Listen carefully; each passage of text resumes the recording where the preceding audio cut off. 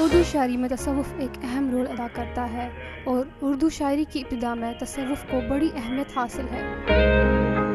اس تصوف کے موضوع کو مزید فروغ دینے کے لیے احمد آباد میں گجرات اردو ساہتیہ اکیڈمی گاندھی نگر کے تعاون سے اردو شاعری میں تصوف اور اس کی سماجی اہمیت کے عنوان سے ایک سیمینار کا اہتمام نوری فاؤنڈیشن کی جانب سے کیا گیا۔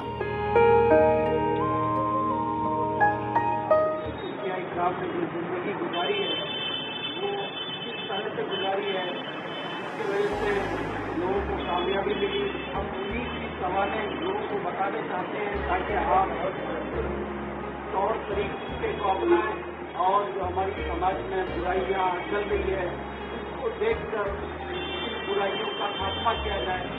اور خواجہ مرشد 18ویں صدی میں بہت بڑے شاعر اور ان کے یہاں بہت لوگ آتے تھے، آپس میں گفتگو ہوتی تھی، ان سے منتیں بھی مانگ لیتے تھے، دعائیں بھی کراتے تھے، اس لیے کہ ان کا مقصد جو تھا وہ انسانیت تھا۔ انہوں نے انسان کو بانٹ کے نہیں دیکھا، یہی وجہ ہے کہ وہ روایت آگے چلی آ رہی ہے۔ اور آج ہماری روزمرہ زندگی میں تصوف کی جو خواص ہیں، جو صفت بیانی ہے، اسے اختیار کرنے کی ضرورت ہے۔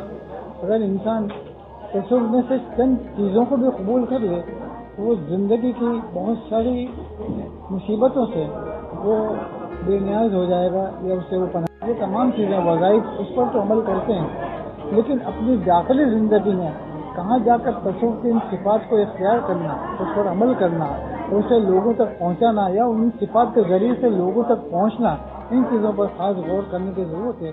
ان چیزوں کے اس موقع پر اردو کے دانشوران نے اس موضوع پر اپنے اپنے تحقیقی مقالات پیش کیے۔ احمد آباد سے روشن آرا کی رپورٹ۔